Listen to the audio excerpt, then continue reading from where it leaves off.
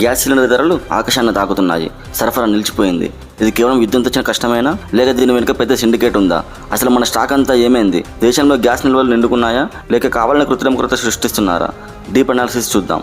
భారత్ ఏటా 28 million metric టన్నుల ఎల్పీజీని వాడుతుంది. ఇందులో 55% పైగా దిగుమతులే. ఖతార్, యుఏఈ, సౌదీల నుంచి వచ్చే గ్యాస్ అంతా స్ట్రెయిట్ ఆఫ్ హార్ముజ్ అనే జలసంధి గుండా రావాలి. యుద్ధం వల్ల ఈ మార్గం మూతపడడంతో సరఫరాకు బ్రేక్ పడింది. అందుకే షిప్పులు రావడం ఆలస్యం అవుతుంది.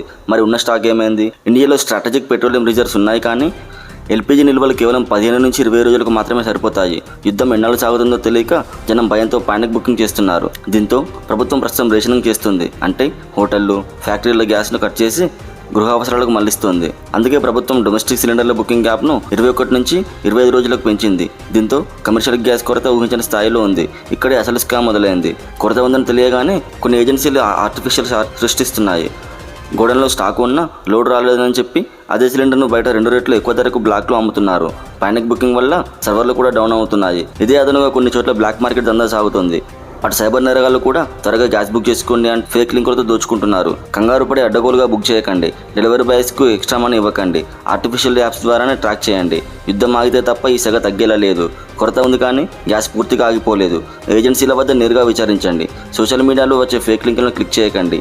ఈ సమాచారాన్ని అందరికీ షేర్ చేయండి.